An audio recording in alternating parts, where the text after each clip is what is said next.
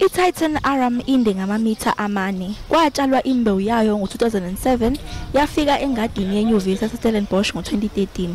Lolu hlobo lwembali lutholakala eSumatra e-Indonesia.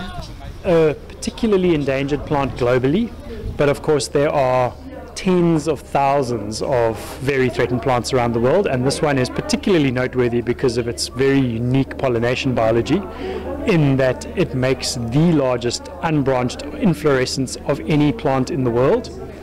Lembali iheha izimpukane kanye namabhungane ukuze izokhiqiza ezinye izimbali.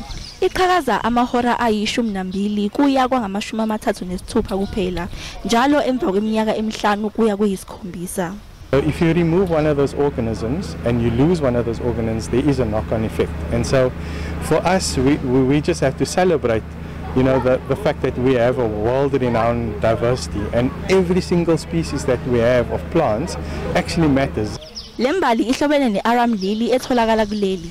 Le nyuvesi ifisa sengathi wonke umuntu angabona ubuhle obusengadini yayo njengoba bungajwayelekile.